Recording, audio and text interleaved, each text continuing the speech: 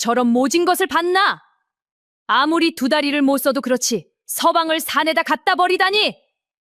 며칠 전까지도 밤새 남편의 병수발을 들던 며느리였기에 마을의 손가락질은 더욱 매서웠습니다. 그런데 정작 버림받는 아들을 두 눈으로 본 시어머니는 떠나는 며느리의 등에 대고 고맙다며 웃고 있었지요. 며느리가 하루아침에 등을 돌린 데에도 그 어미가 웃은 데에도 아무도 모르는 사연이 숨어 있었습니다.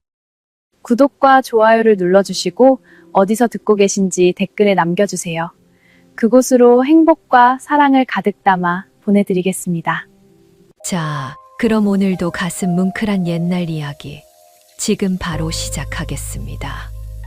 옛날 옛적 강원 땅 깊은 골짜기에 안골이라는 마을이 있었습니다. 산이 높고 물이 맑은 곳이었지요. 그 마을 어귀에 기와를 얹은 너른 집이 한 채 있었습니다. 대대로 땅을 붙여 온 서씨 집안이었지요. 서씨 집은 양반은 아니어도 곳간이 그득한 분홍이었습니다. 그런 집에 시집 온 며느리가 하나 있었으니 이름을 채연이라 하였지요. 채연은 인물이 곱고 손끝이 야물었습니다. 그러나 마을 사람들은 그네를 곱게 보지 않았지요.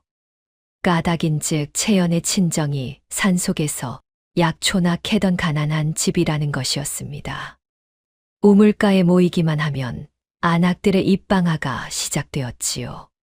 천한 약초꾼 딸이 어찌 저런 집에 들어왔누. 돌아가신 서 대감이 노망이 나서 데려왔다지 뭐야. 채연이 물동이를 이고 지나가면 안악들은 보란듯이 수군거렸습니다. 그래도 채연은 못 들은 첫 걸음을 옮길 뿐이었지요. 그런 채연에게 하늘이 무너지는 일이 닥친 것은 2달 전이었습니다. 남편 진우가 사랑채 들보 아래에서 변을 당한 것입니다. 무너진 대들보에 허리를 다쳐 그 길로 2다리를 쓰지 못하게 되었지요. 26 한창 나이의 사내가 자리보전을 하게 되었으니 집안의 기둥이 꺾인 셈이었습니다. 사람들은 혀를 끌끌 찼지요. 이제 저 집도 끝났구먼. 외아들이 병신이 되었으니 가엾기도 하지. 어린 색시만 죽어나게 생겼어. 그날부터 채연의 고생은 이루 말할 수가 없었습니다. 채연은 닭이 울기도 전에 일어나 남편의 몸을 닦았지요. 오래 누운 몸에는 등창이 생기기 쉬웠습니다. 채연은 두어 시즌마다 진우를 모로 눕히고 따뜻한 물수건으로 등을 훔쳤지요. 여보, 아프시지요? 조금만 참으시어요. 어찌 자네가 이런 험한 일까지 하느냐. 제 지아비 몸인데 험할 것이 무엇 있습니까? 채연은 빙긋 웃어 보였습니다. 그러나 진우의 눈가에는 어느새 물기가 어렸지요. 진우는 그런 아내를 볼 때마다 가슴이 미어졌습니다. 그래서 자꾸만 모진 말을 쏟아냈지요. 채연아, 나를 버리고 친정으로 돌아가거라. 이런 폐인을 끼고 살아 무엇하느냐. 또 그런 말씀을 하십니까? 너는 아직 젊지 않으냐. 새 삶을 살아야지. 채연은 들고 있던 수건을 내려놓고 남편의 마른 손을 꼭 잡았습니다. 제가 이 집에 들어올 적 곳간을 보고 온 줄 아십니까? 저는 오직 서방님 마음을 보고 왔습니다. 채연아, 그 마음이 어디 2다리에 달렸답니까? 다리는 제가 기어이 고쳐드리겠습니다. 진우는 끝내 얼굴을 가리고 울었지요. 이런 며느리를 두고도 집안에는 마음 편치 않은 그림자가 어른거렸습니다. 바로 진우의 당숙되는 서달수였지요. 서달수는 조카가 자리보전을 하자 부쩍 발걸음이 잦아졌습니다. 사랑채에 떡하니 앉아 곳간과 전답을 제 것인 양 둘러보았지요. 형수님, 진우가 저 지경이니 대이을 자식도 없고 이를 어쩌면 좋소. 무슨 말씀을 하시려는 겝니까, 시숙. 아니, 그저 집안 앞날이 걱정되어 하는 소리 외다. 내 둘째를 양자로 들이면 어떻겠소. 허허.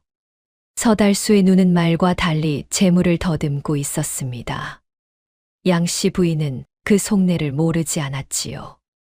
반면 집안 살림을 도맡은 마름 곽두칠은 더없이 충직해 보였습니다. 서 대감이 살아 계실 적부터 곳간 열쇠를 쥐고 있던 사람이었지요. 마님, 심려 거두십시오. 도련님 약값이며 살림이며 이 곽두칠이가 다 알아서 받들겠습니다. 그래, 자네라도 있으니 다행이네.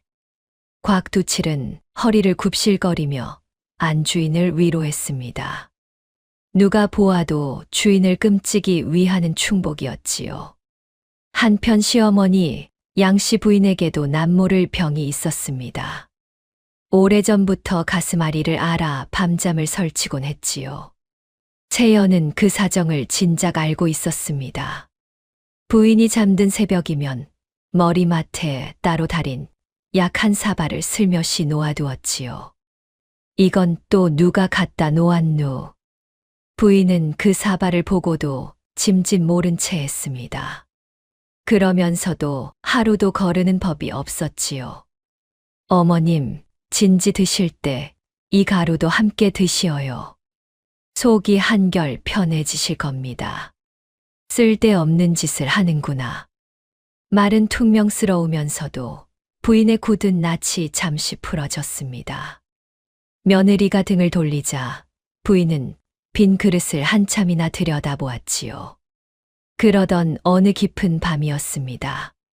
채연은 여느 때처럼 남편에게 올릴 약을 다려 방으로 들었지요. 약사발을 진우의 입가로 가져가던 채연이 문득 손을 멈췄습니다. 콧속을 찌르는 냄새가 어쩐지 이상했던 것이지요.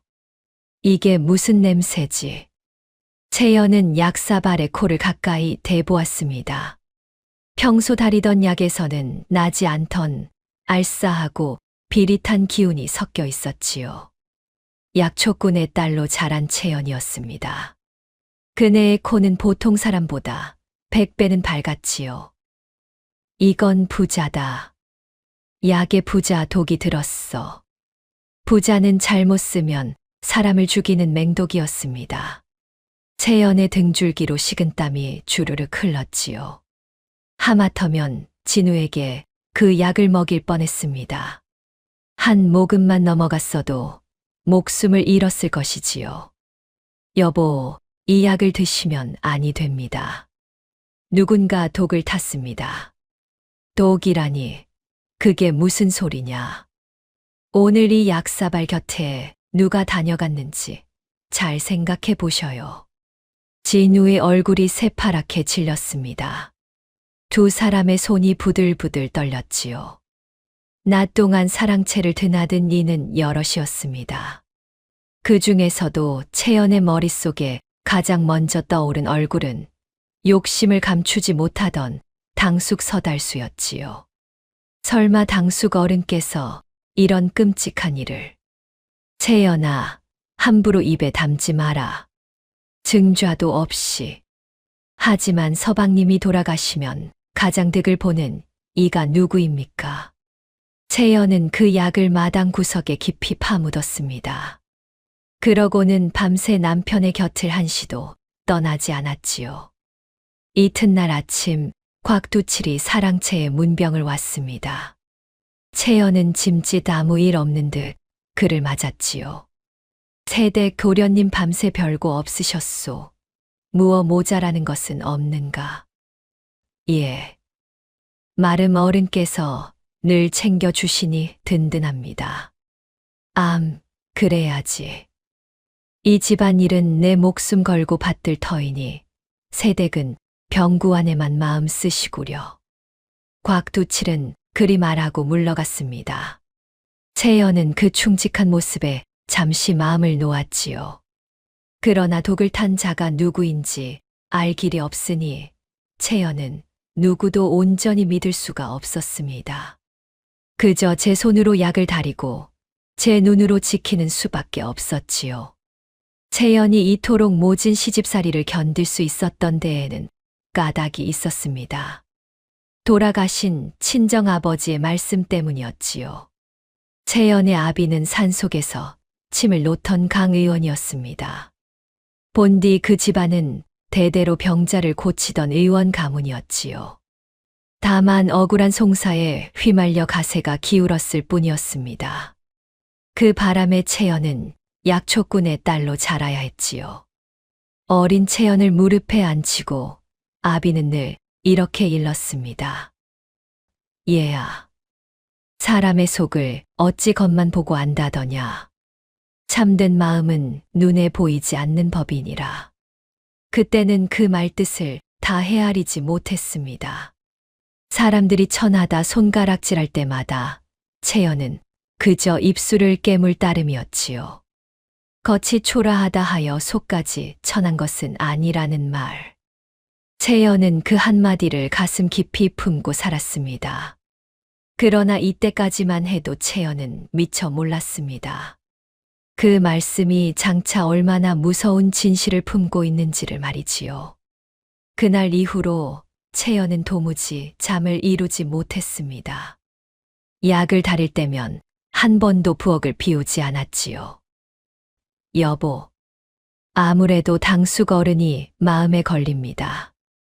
양잔이 가독이니 부쩍 욕심을 드러내지 않습니까? 나도 모르는 바는 아니다. 허나 한 집안 어른을 어찌 함부로 의심하겠느냐. 하오나 서방님이 잘못되면 이 집 재물이 누구에게 가겠습니까? 부디 몸 조심하셔요.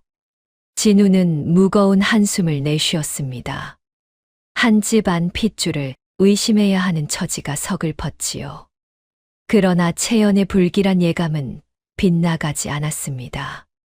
보이지 않는 손은 한 번의 실패로 멈추지 않았던 것이지요. 독이 든 약사발은 시작에 불과했습니다. 보이지 않는 손이 이제 막 그 발톱을 드러내기 시작한 것이지요. 독이 든 약 사건이 있은 뒤로 채연은 더욱 살얼음을 걷듯 지냈습니다. 누군가 남편의 목숨을 노린다는 두려움이 떠나지 않았지요. 그러면서도 채연은 병구 안에 한치의 소홀함이 없었습니다. 이튿날 새벽에도 낡은 보따리 하나를 챙겨 남편의 방으로 들었지요. 보따리를 풀자 손때 묻은 침통이 나왔습니다. 친정아버지 강 의원이 남긴 단 하나의 유품이었지요. 침통 겉면에는 강씨 집안의 매화 무늬가 가느다랗게 새겨져 있었습니다. 채연이 세상에서 가장 아끼는 물건이었지요. 서방님, 오늘은 침을 좀 놓아드리겠습니다. 따끔하셔도 참으셔요. 자네가 침도 놓을 줄 아는가. 어릴 적 아버님 곁에서 어깨 너머로 배웠지요. 막힌 기운을 뚫어 주어야 한답니다. 채연은 진우의 다리에 조심스레 침을 꽂았습니다. 손놀림이 어찌나 야무진지 영락없는 의원의 솜씨였지요. 침을 놓는 틈틈이 채연은 품에서 빛바랜 종이 한 장을 꺼냈습니다. 아버지가 손수 적어둔 약방문이었지요. 그 종이에는 다친 허리와 마비된 다리에 쓰는 약재가 빼곡히 적혀 있었습니다. 채연은 그것을 닳도록 읽고 또 읽었지요. 이대로만 하면 분명 차도가 있을 거예요. 아버님이 일러주신 길이니까요. 진우는 묵묵히 천장을 바라보았습니다. 아내의 정성이 고마우면서도 한편으론 미안함에 가슴이 저렸지요. 며칠이 지난 어느 날 진우가 떨리는 목소리로 채연을 불렀습니다. 여보, 방금 내 발가락이 움찔한 것 같소. 정말이십니까? 채연이 진우의 발끝을 가만히 만져보았습니다. 과연 엄지발가락이 아주 미세하게 꿈틀거렸지요. 비록 손톱만 한 움직임이었지만 두 사람에게는 천금과도 같은 기쁨이었습니다. 채연의 정성이 헛되지 않았던 것이지요. 채연은 살림도 빈틈없이 건사했습니다. 정작 제 밥그릇은 늘 반쯤 비어 있었지요. 좋은 쌀은 남편과 시어머니에게 돌리고 자신은 보리죽으로 끼니를 때웠습니다. 그러면서도 내색 한 번 하지 않았지요. 아가, 너도 좀 먹어가며 하거라. 그러다 쓰러지면 누가 이 집을 건사하누. 저는 아직 든든합니다, 어머님. 양씨 부인은 그런 며느리를 물끄러미 바라보다 슬그머니 제 밥을 덜어 채연 앞으로 밀어 놓았습니다. 잔말 말고 먹어. 늙은이가 무얼 그리 많이 먹는다고. 겉으로는 무뚝뚝한 시어머니였지만 그 마음 한구석에는 며느리를 향한 정이 자라고 있었지요. 채연은 사나흘에 한 번씩 약초를 캐러 뒷산에 올랐습니다. 남편에게 쓸 약재가 늘 모자랐던 까닭이지요. 산자락에서 채연은 박물장수 막선내와 자주 마주쳤습니다. 막선내는 마을에서 채연을 따뜻이 대해주는 몇 안 되는 이였지요. 새댁 친정아버님이 아니었으면 우리 막둥이는 진작 저 세상 사람이 됐을 게야. 저희 아버님을 아십니까? 알다마다. 그 옛날 우리 아이가 열병으로 죽어갈 적에 강 의원 어른이 사흘 밤낮 곁을 지켜 살려주셨지. 막선내는 채연의 손에 말린 대추 한 줌을 쥐어 주었습니다. 뜻밖의 온정의 채연은 코끝이 시큰해졌지요. 새댁, 어려운 일 있거든 언제든 이 막선내를 찾게. 내 발품이라면 어디든 마다 않을 테니. 고맙습니다, 아주머니. 그 말씀만으로도 큰 힘이 됩니다. 채연은 알지 못했습니다. 이 인연이 훗날 자신을 구할 동아줄이 되리라는 것을 말이지요. 한편 마을에는 채연을 헐뜯는 소문이 끊이지 않았습니다. 천출 며느리가 병든 서방을 오래 못 지킬 것이라는 입방하였지요.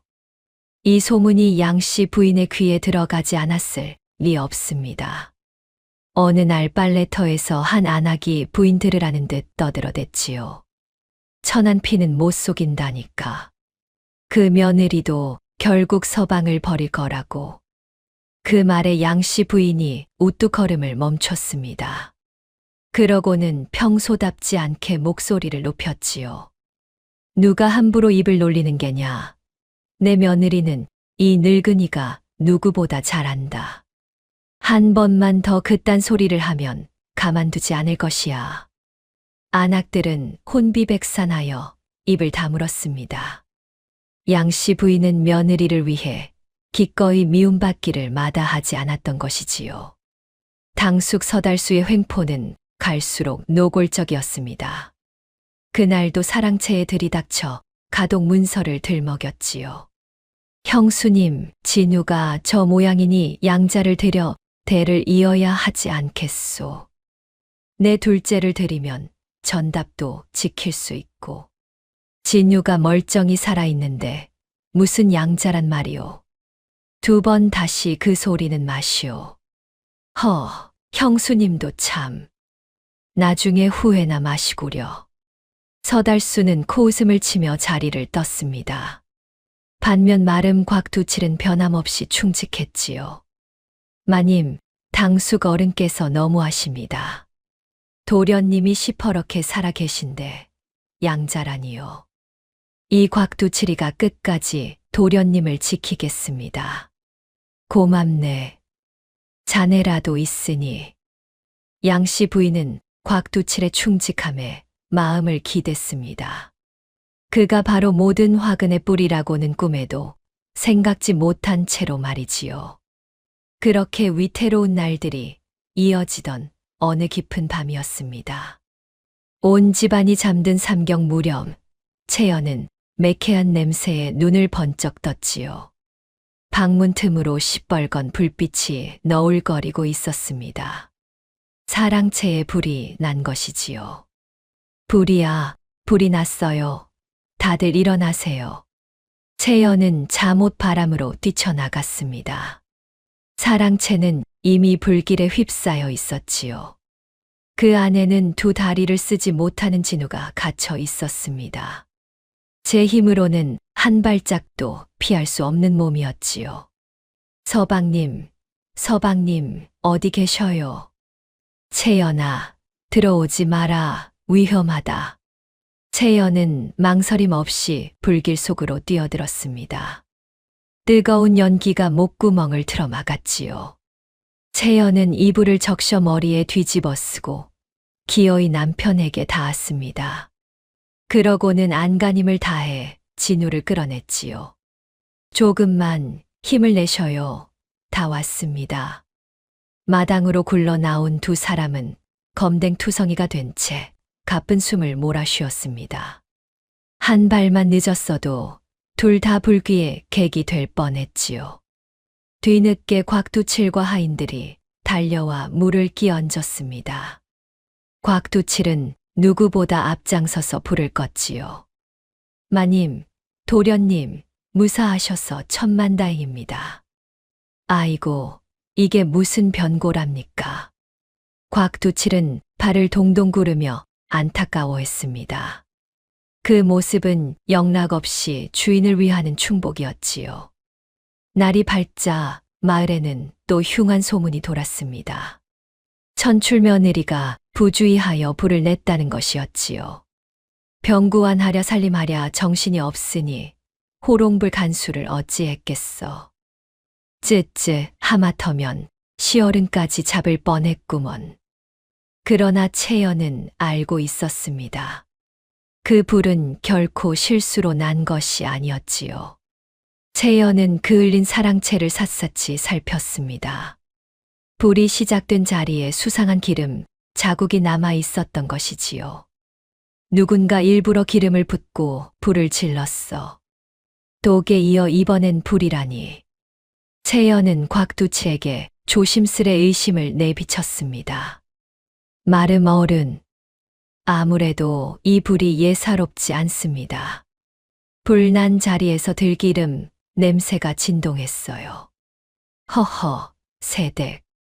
사랑채의 본디 등잔 기름이 있지 않았소. 놀란 마음에 헛것을 맡은 게지요. 하오나, 내 이미 다 살펴보았소. 떠돌이 거지가 불씨를 잘못 다룬 듯하니 너무 깊이 생각 마시구려. 괜한 소리가 돌면 도리어 새댁만 곤란해지요. 곽두칠은 부드럽게 채연을 다독였습니다. 진심으로 위하는 듯한 그 말에 채연은 차마 더 캐묻지 못했지요. 그러나 곽두칠이 그토록 서둘러 이를 덮으려 한 까닭을 채연은 한참 뒤에야 깨닫게 됩니다. 독에 이어 불까지 보이지 않는 손은 기어이 진우를 죽이려 들고 있었습니다. 채연의 가슴은 새카맣게 타들어갔지요. 과연 이 끔찍한 일을 꾸미는 자는 누구일까요? 채연의 머릿속에는 또다시 당숙 서달수의 얼굴이 떠올랐습니다. 그날 밤 채연은 시커멓게 그을린 남편의 손을 잡고 굳게 다짐했지요. 서방님, 이 집에 있다가는 무슨 변을 당할지 모릅니다. 제가 반드시 서방님을 지켜드리겠어요. 채연아, 어쩌다 우리가 이런 일을 겪는단 말이냐. 차라리 나 하나 사라지면. 그런 말씀 마셔요. 서방님이 살아계셔야 누명도 벗고 누가 이런 짓을 했는지도 밝힙니다. 그래, 내 말이 옳다. 두 사람은 서로를 의지하며 그 무서운 밤을 견뎠습니다. 창밖에는 타다 남은 잿더미가 스산하게 흩날렸지요. 방화가 있은 뒤 채연은 그을린 사랑채를 며칠에 걸쳐 치웠습니다. 타다 남은 잔해를 끌어내던 손이 문득 멈췄지요. 잿더미 속에서 진우가 깔렸던 그 대들보에 부러진 조각이 나온 것입니다. 무심코 집어들던 채연의 낯빛이 하얗게 질렸지요. 부러진 단면이 어쩐지 이상했습니다. 나무가 제풀에 부러진 자리가 아니었지요. 이건 톱으로 미리 켠 자국이 아닌가. 분명 누군가 들보를 톱으로 깊이 켜두었던 흔적이었습니다. 위에서 무게가 실리면 단번에 부러지도록 손을 써둔 것이지요. 채연의 손이 부들부들 떨렸습니다. 그제야 사고가 나던 날의 기억이 또렷이 떠올랐지요. 그날따라 진우는 유난히 정신을 못 차리고 꾸벅꾸벅 졸았습니다. 아침에 마신 차 한 사발 때문이었지요. 여보, 사고가 나던 날 아침 누가 차를 가져다 주었습니까? 글쎄다. 워낙 정신이 없어 잘 기억나지 않는구나. 잘 생각해 보셔요. 그날 차에도 분명 잠드는 약이 섞여 있었을 겁니다. 진우의 얼굴이 흑빛으로 변했습니다. 그 사고마저 누군가 꾸민 짓이었다니 등골이 오싹했지요. 독에, 불에, 이제 보니 사고까지. 처음부터 누가 서방님을 죽이려 한 것입니다. 대체 누가 그런 끔찍한 서방님이 돌아가시면 이 집 재물이 누구에게 갑니까? 저는 아무래도 당숙 어른이 의심스럽습니다. 그러나 채연에게는 아무런 힘이 없었습니다. 톱자국 난 나무 한 토막으로 한 집안 어른을 고발할 수는 없는 노릇이었지요. 천출 며느리 말을 누가 믿어주겠는가? 채연은 입술을 깨물었습니다. 그날 밤 채연은 더욱 무서운 이야기를 엿듣고 말았지요. 깊은 밤 약재를 가지러 곳간 뒤를 지나던 채연의 귀에 낮은 목소리가 흘러들었습니다. 이대로는 안 되겠소. 병신이라도 살아있는 한 가독은 진우 차지요. 그러니 오늘 밤 안에 마무리를 지어야 합니다.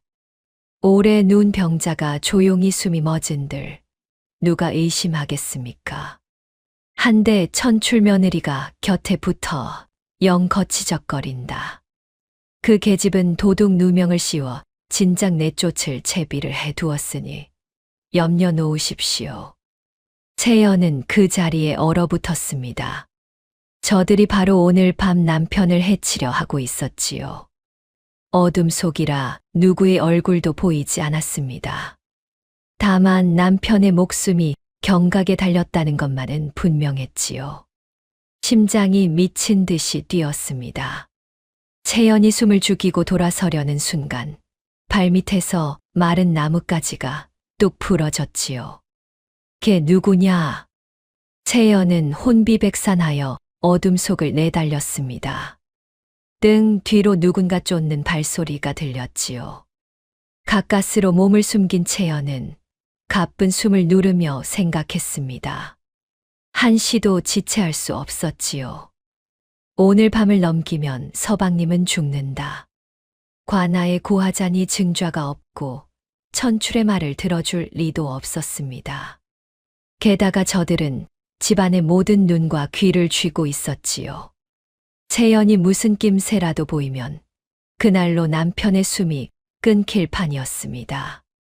길은 오직 하나뿐이었지요. 남편을 이 집에서 몰래 빼내 멀리 명의를 찾아 다리를 고치고 진실을 밝힐 증좌를 모아 돌아오는 것. 마침 채연의 머릿속에 한 사람이 스쳤습니다. 지리산 자락에 계신 도암 선생이었지요.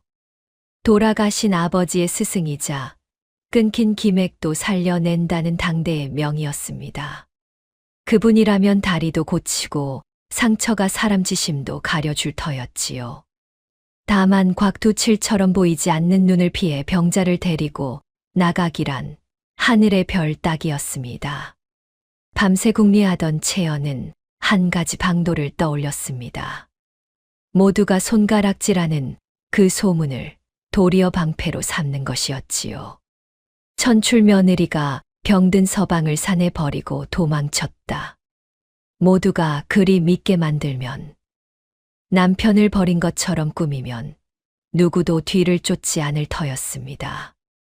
눈의 가시가 제 발로 나가니 흉수도 오히려 반길 일이었지요. 다만 한 사람, 시어머니께만은 사실대로 고해야 했습니다. 홀로 남으실 분이었으니까요. 그 밤 채연은 시어머니의 방문을 조심스레 두드렸습니다. 어머님, 긴히 드릴 말씀이 있습니다. 채연은 떨리는 목소리로 모든 것을 털어놓았습니다. 톱자국 난 들보며 독과 부리며 곳간 뒤에서 엿들은 흉계까지. 이야기를 다 들은 양씨 부인은 한동안 말이 없었습니다. 그러더니 뜻밖의 말을 꺼냈지요.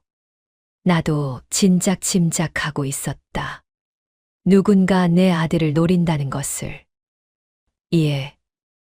다만 증좌가 없어 입을 다물고 있었을 뿐이야. 시숙 그 욕심 사나운 양반이 자꾸 마음에 걸리는구나.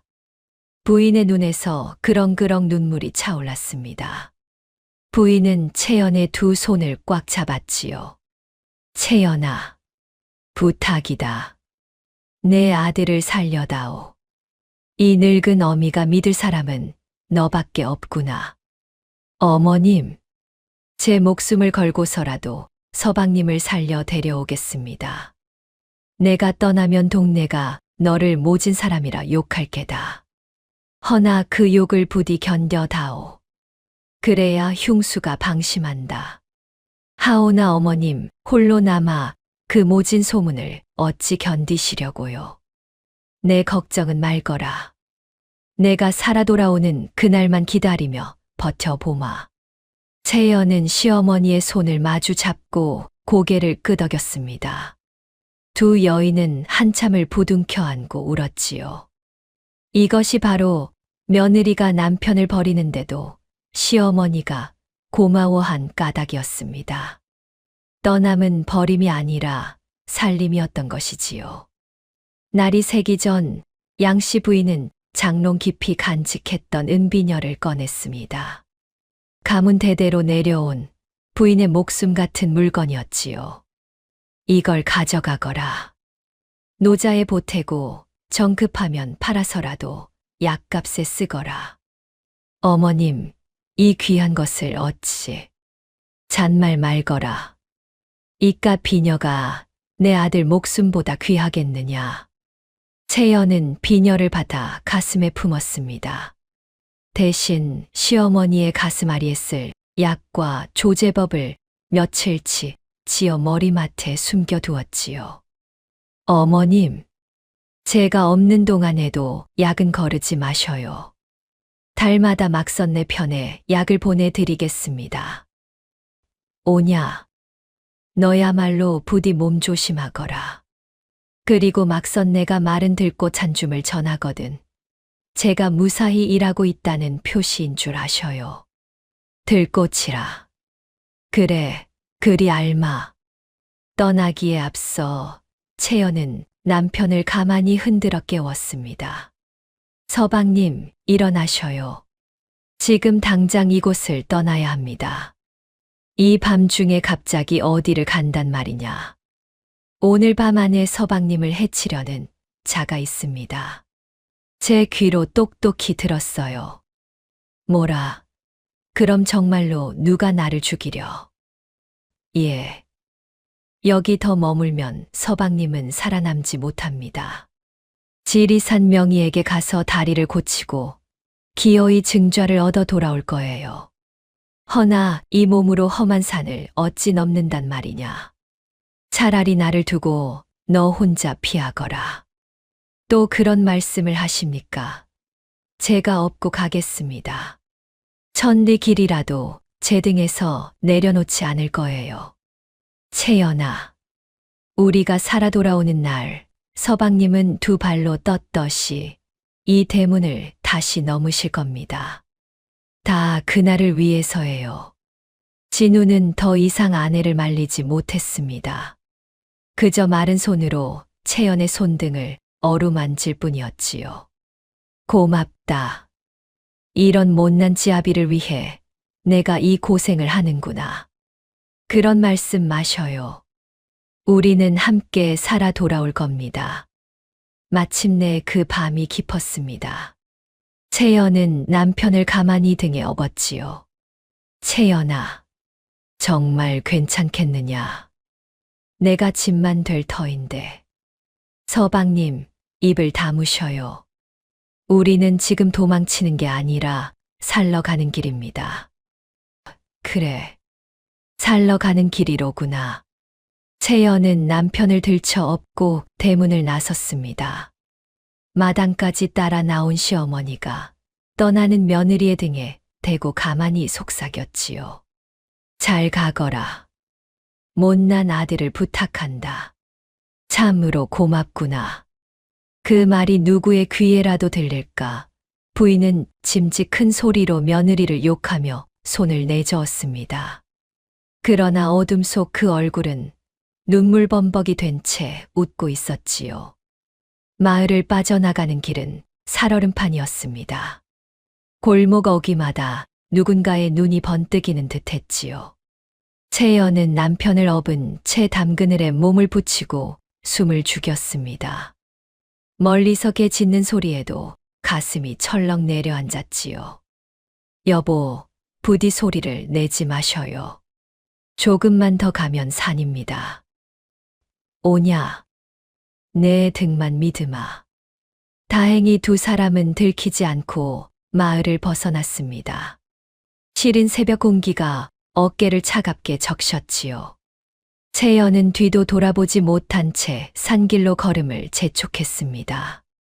등에 업힌 남편의 온기가 무거운 발걸음을 버티게 하는 단 하나의 힘이었지요. 그렇게 가여운 부부의 험난한 길이 비로소 시작되고 있었습니다. 이튿날 아침 채연이 사라졌다는 소문이 온 마을에 쫙 퍼졌습니다. 병든 남편을 산에 버리고 주랭랑을 쳤다는 것이었지요. 내 그럴 줄 알았다니까. 천출이 별 수 있나. 세상에 어찌 사람이 그리 모질고 짐승만도 못한 것. 마을 인심은 차갑다 못해 사나웠습니다. 누구 하나 채연을 두둔하는 이가 없었지요. 마침내 누군가는 관아에 일러 바치기까지 했습니다. 남편을 버린 패륜한 여인을 잡아 벌하라는 것이었지요. 그 고발이 훗날 어떤 올가미가 될지 그때는 아무도 몰랐습니다. 채연을 올가맬 그물이 서서히 짜이고 있었던 것이지요. 홀로 남은 양씨 부인은 그 모든 모욕을 고스란히 받아냈습니다. 속으로 피눈물을 삼키면서도 겉으로는 며느리를 욕하는 척했지요. 그 사람 이야기는 꺼내지도 마라. 내 며느리로 둔 적 없는 이니. 그렇게 모질게 말하고 돌아서면 부인의 두 눈에는 어김없이 눈물이 맺혔습니다. 며느리의 안위를 비는 마음뿐이었지요. 한편 채연은 잠든 마을을 벗어나 밤새 산길을 걸었습니다. 남편을 업은 등이 천근만근이었지요.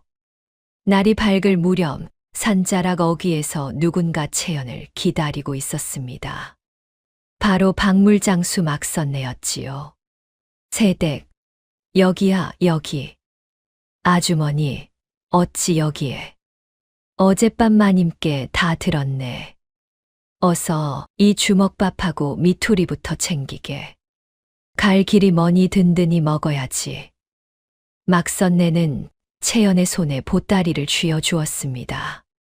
주먹밥과 집신, 약간의 엽전까지 들어 있었지요. 고맙습니다, 아주머니. 이 은혜를 어찌. 은혜는 무슨. 자네 아버님 은혜에 비하면 새 발의 피지. 마님 약은 내 달마다 꼭 갖다 드릴 테니 염려 말게. 막선네는 마지막으로 긴요한 말을 일러 주었습니다. 지리산 도암 선생을 찾아가거든 강 의원 딸이 왔노라 전하게. 그러면 박대는 않으실게야. 채연은 고개를 깊이 숙여 인사하고 다시 길을 떠났습니다. 막선네의 도움으로 발걸음에 힘이 붙었지요. 며칠을 걷고 또 걸었습니다. 도중에 비를 만나 어느 낡은 주막에 들었지요. 그곳에는 인심 좋은 늙은 주모가 있었습니다. 따뜻한 국밥을 내어주며 채연을 다독였지요. 색시 혼자 병자를 업고 어딜 가누. 보아하니 예사 사연이 아니구먼. 지리산 명의를 찾아가는 길입니다. 허허, 그 먼 길을. 오늘 밤은 예서 묵고 가게. 방값은 받지 않을 테니. 주모는 뜻밖의 이야기를 들려주었습니다. 요즘 들리는 어느 현감에 얽힌 소문이었지요. 색시, 혹 요새 새로 부임했다는 어느 현감, 날이 이야기 들었는가. 몇 해 전 어린 아드님이 괴질에 다 죽어갈 적에 어느 떠돌이 의원이 살려냈다지 뭔가. 그 은혜를 모지 잊어 지금도 그 의원을 백방으로 찾는다네. 그 의원의 성씨가 혹항씨가 아니던가요? 어라, 색씨가 그걸 어찌 아누? 채연의 가슴이 두근거렸습니다. 바로 자신의 아버지 이야기였던 것이지요. 아버님이 살리신 그 아이가 현감이 되었다니. 어쩌면 이것이 하늘이 주신 동아줄일지도 몰라. 채연은 그 이야기를 가슴에 단단히 새겼습니다. 훗날 그 인연이 어떤 빛이 될지 그때는 어렴풋이 짐작만 했지요. 마침내 채연은 지리산 깊은 골의 도암 선생 양막에 당도했습니다. 백발이 성성한 노의원이 두 사람을 맞았지요. 제 친정아버님이 강 의원이십니다. 부디 제 남편을 살려주십시오. 강 의원, 그 사람의 여식이란 말이냐. 도암 선생의 눈빛이 흔들렸습니다. 한때 자신의 손에서 의술을 배운 제자의 딸이었으니까요. 도암 선생은 진우의 허리와 다리를 찬찬히 살폈습니다.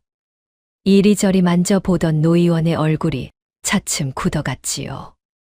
이상하구나. 이 상처는 그냥 깔려서 생긴 것이 아니다. 예, 그게 무슨 말씀이십니까? 허리뼈가 어긋난 모양이 부자연스럽다. 누군가 무거운 것을 일부러 한쪽으로 떨어뜨린 자국이야. 역시 사람이 꾸민 일이었군요. 게다가 사고 당시 이 사람 깊이 잠들어 있지 않았느냐. 멀쩡한 사내가 들보 소리에 어찌 피하지 못했겠느냐. 채연은 온몸에 소름이 돋았습니다. 자신의 짐작이 명의의 입으로 확인된 것이지요. 내 이 소견을 글로 적어주마. 이만한 증좌면 관하에서도 함부로 무시하지 못할 게다. 고맙습니다, 선생님. 한데 다리는 다시 걸을 수 있겠습니까? 쉽지 않다. 허나 끊긴 기맥이 아주 죽지는 않았어. 내 정성과 내 침술이 더해지면 하늘이 도울지도 모르지. 그날부터 채연은 도암 선생 곁에서 남편을 돌보았습니다. 새벽이면 약초를 캐고, 낮이면 침과 뜸을 배우고, 밤이면 다리를 주물렀지요. 채연아, 내 솜씨가 제법이구나. 의원의 피는 못 속이는 모양이야. 아버님께 어깨 너머로 배운 것이 전부입니다. 아니다. 너는 타고난 손을 지녔어. 그 손으로 반드시 내 지아비를 일으켜 세울 게다. 도암 선생의 가르침 아래 진우의 다리에는 조금씩 온기가 돌기 시작했습니다. 작은 양막에 희망이 싹 트는 듯 했지요. 허나 회복의 길이 늘 순탄하지만은 않았습니다. 어느 날 밤, 진우가 갑자기 불덩이처럼 열이 올랐지요. 여보, 여보, 정신 차리셔요. 채연아, 몸이 너무 춥구나. 진우는 헛소리를 하며 사시나무 떨듯 떨었습니다. 채연의 얼굴이 새파랗게 질렸지요. 선생님, 서방님이 큰일 났습니다. 도암 선생이 한달음에 달려와 진우를 살폈습니다. 노의원의 표정도 심상치 않았지요. 상처에 도끼가 올랐구나. 잘못하면 목숨이 위태롭다. 그럼 어찌해야 합니까? 제발 살려주십시오. 지금부터 사흘이 고비다. 내가 정신을 바짝 차려야 한다. 그날부터 채연은 사흘 밤낮을 뜬 눈으로 지새웠습니다. 식은 땀을 닦고 탕약을 떠먹이고 상처를 짜내새 고약을 발랐지요. 서방님, 제발 저를 두고 가시면 아니 됩니다. 두 발로 함께 돌아가기로 약조하지 않으셨습니까? 채연은 남편의 손을 붙잡고 밤새 빌고 또 빌었습니다. 산막에 호롱불이 꺼질 듯 흔들렸지요. 사흘째 새벽 마침내 진우의 열이 거짓말처럼 내렸습니다. 진우가 천천히 눈을 떴지요.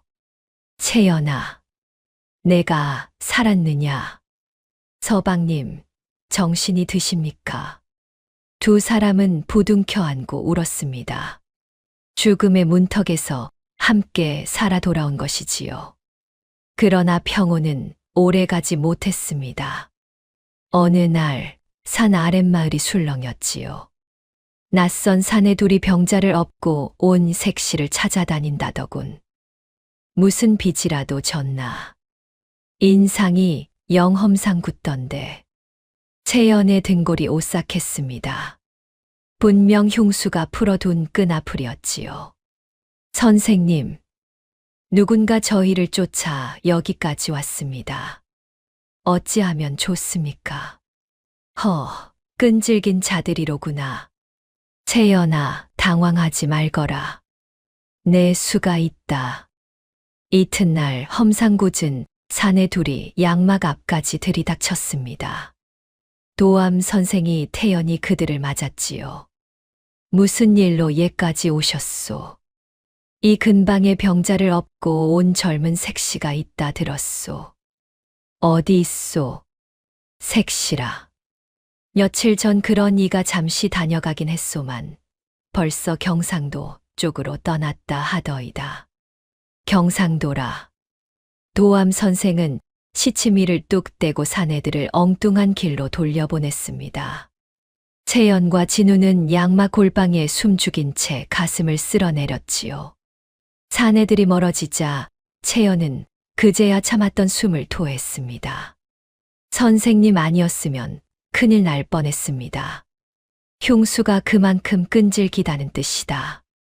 한 시바삐 다리를 고쳐 진짜 증좌를 들고 돌아가야 한다.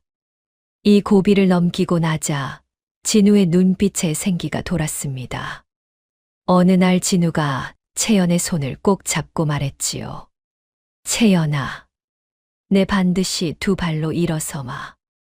그래서 우리를 이 지경으로 만든 자를 기어이 내 손으로 가려내겠다. 서방님, 여태 너에게만 무거운 짐을 지웠구나. 이제부터는 나도 함께 싸우겠다. 예. 우리 둘이라면 무엇이 두렵겠습니까? 도암 선생이 그 모습을 흐무시 바라보며 입을 열었습니다. 부부가 한마음이니 모지 이룰 일이 없겠구나. 허나 명심하거라. 사람의 속을 어찌 겉만 보고 안다더냐. 가장 가까이서 웃는 얼굴이 도리어 비수를 품기도 하는 법이니라. 명심하겠습니다, 선생님. 채연은 돌아가신 아버지와 꼭 같은 그 말씀에 가슴이 뭉클해졌지요. 한편 안골의 양씨 부인은 그 사이 부쩍 몸이 쇠해갔습니다. 며느리가 떠난 빈자리를 근심으로 메우며 하루하루를 버텼지요. 며느리가 보내오는 마른 들꽃 한 줌만이 부인이 견디는 유일한 위안이었습니다. 그 작은 꽃이 며느리의 무사를 알리는 신호였으니까요. 채연아, 부디 무사히 돌아오너라. 이 늙은이가 그날까지 버텨야 할 텐데. 부인의 간절한 바람을 아는지 모르는지 보이지 않는 흉계는 또 다른 덫을 놓고 있었습니다. 산막에 봄이 찾아왔습니다. 채연이 남편을 업고 떠나온 지도 어느덧 여러 달이 흘렀지요. 그동안 진우의 몸은 몰라보게 달라졌습니다. 죽은 듯 늘어졌던 다리에 살이 오르고 핏기가 돌았지요. 이제 진우는 누가 부축하면 잠시나마 몸을 세울 수 있게 되었습니다. 채연과 도암 선생의 정성이 결실을 맺어 가고 있었지요. 선생님, 오늘은 한번 일어서 보고 싶습니다. 무리하지 마라. 정 그렇다면 채연이 곁에서 단단히 붙들어 주거라. 채연은 떨리는 손으로 남편의 겨드랑이를 받쳤습니다. 진우가 이를 악물고 천천히 힘을 주었지요. 하나, 둘, 셋. 순간 진우의 두 다리가 부들부들 떨리며 땅을 디뎠습니다. 비록 잠깐이었지만 진우가 제 두 발로 우뚝 선 것이지요. 섰다 내가 일어섰어. 채연아. 서방님, 정말 일어서셨어요. 채연은 울음을 터뜨렸습니다. 두 다리를 영영 못 쓴다던 남편이 제 발로 땅을 딛고 선 것이지요. 이게 다 내 덕이다. 내가 나를 업고 그 험한 산을 넘지 않았더라면. 아닙니다. 서방님이 포기하지 않으신 덕이지요. 우리가 함께 이뤄낸 일입니다. 도암 선생도 두 눈에 이슬이 맺혔습니다. 의원으로 한 평생을 살았어도 이런 기적은 흔치 않았으니까요. 그날 밤 진우는 잠든 채연의 얼굴을 오래도록 바라보았습니다. 고생으로 거칠어진 아내의 손이 못내 가슴 아팠지요. 채연아, 내가 아니었으면 나는 진작 저 세상 사람이었겠지. 이 은혜를 평생 갚아도 모자랄 것이다. 진우는 나직이 중얼거리며 아내의 손을 가만히 쥐었습니다. 잠결에 채연이 희미하게 웃는 듯 했지요. 서방님, 방금 무어라 하셨어요. 아니다. 어서 더 자거라. 너도 좀 쉬어야 하지 않느냐. 서방님 곁이 제게는 가장 편한 잠자리인걸요. 두 사람은 마주보며 가만히 웃었습니다. 창밖으로 봄밤의 별빛이 곱게 흘렀지요. 그 뒤로 진우의 걸음 연습이 본격적으로 시작되었지요. 처음에는 지팡이에 기대고도 한 걸음 떼기가 버거웠습니다. 아이고, 또 넘어지셨네. 천천히 서두르지 마셔요. 괜찮다. 넘어지면 다시 일어서면 그만이지. 진우는 이를 악물고 또 몸을 일으켰습니다. 하루에도 수십 번씩 넘어지고 다시 서기를 거듭했지요. 오늘은 어제보다 두 걸음이나 더 떼셨어요. 다 내가 곁을 지켜주는 덕이다. 채연은 그런 남편이 대견하고도 애틋했습니다. 두 사람의 정은 고생 속에서 더욱 깊어만 갔지요. 그 무렵 산 아랫마을에서 한 안악이 앓는 아이를 업고 양막을 찾아왔습니다. 아이는 며칠째 고열에 시달려 사경을 헤매고 있었지요. 선생님, 부디 우리 아이를 살려주십시오. 어디 보자.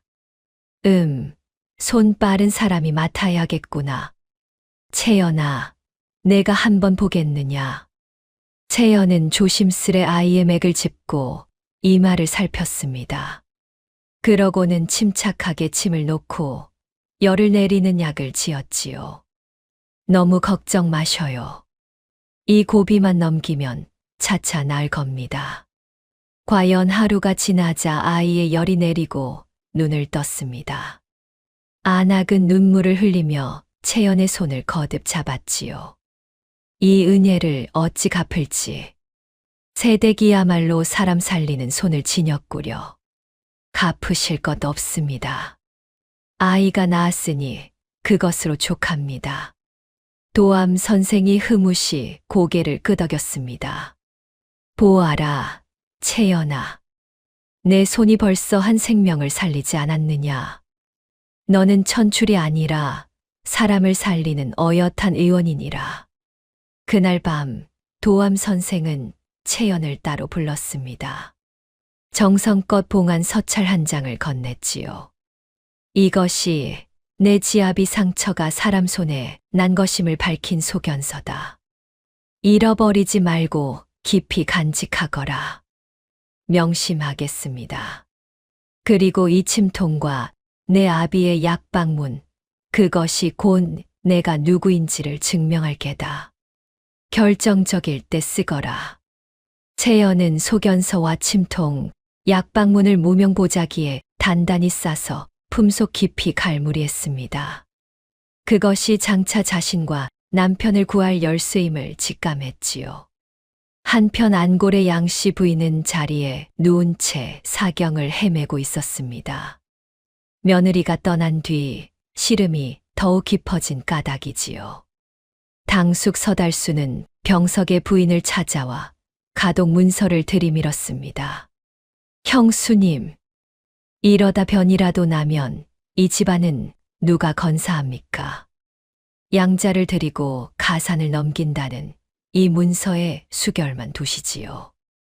내 눈에 흙이 들어가도 그리는 못한다. 그때 곽두칠이 나서서 서달수를 가로막았습니다. 어르신, 마님 편찮으신데 이 무슨 행패십니까? 도련님이 살아계신 한 가독은 마땅히 급은 것입니다. 어서 물러가시지요. 흥, 마름 주제에 어디서 참견이냐.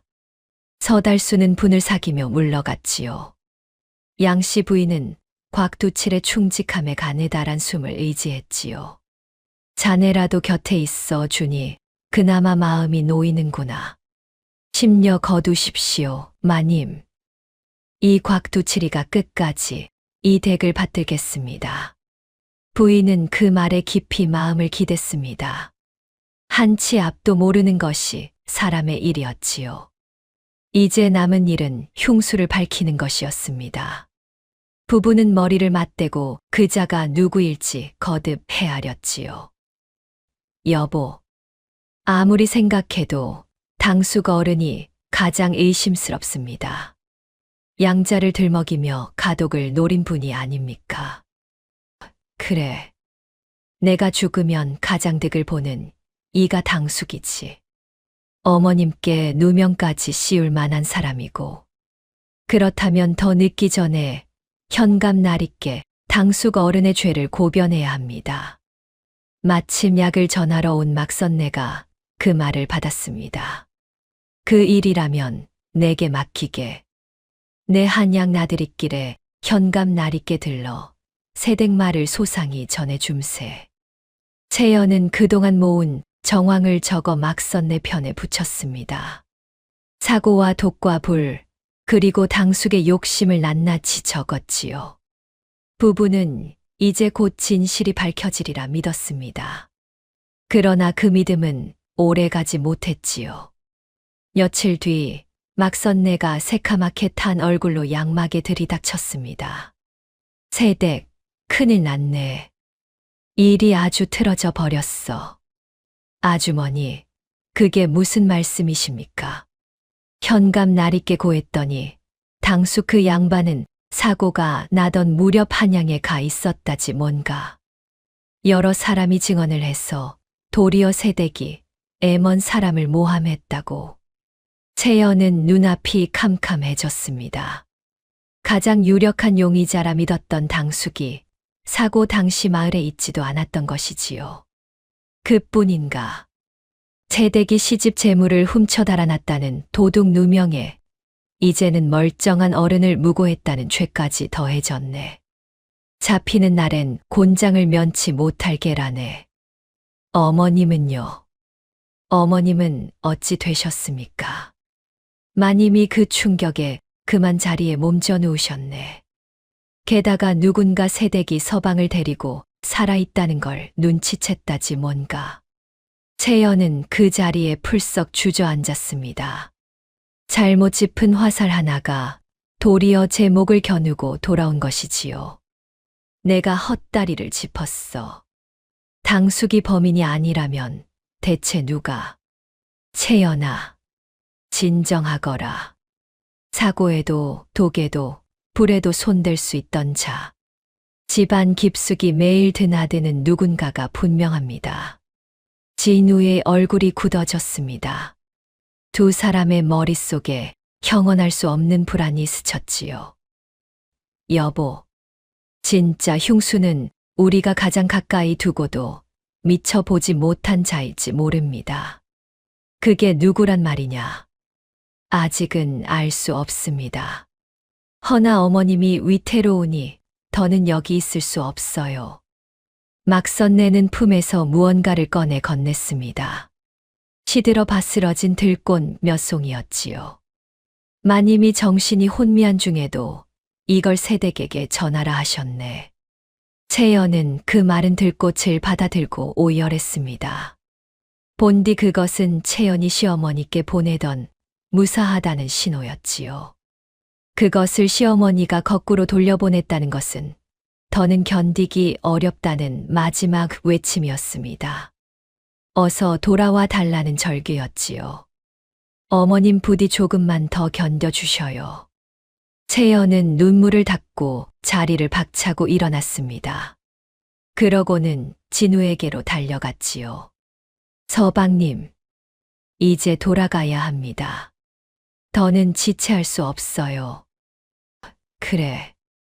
어머님을 구하고 이번에야말로 진짜 흉수를 가려내자. 진우는 도암 선생이 만들어준 지팡이를 짚고 천천히 몸을 일으켰습니다.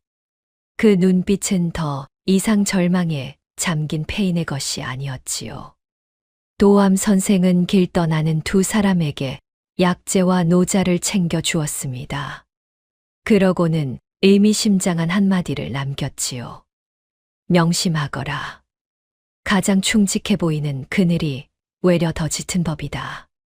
겉모습에 속지 말고 그날 그 자리에 누가 있었는지를 더듬어 보아라.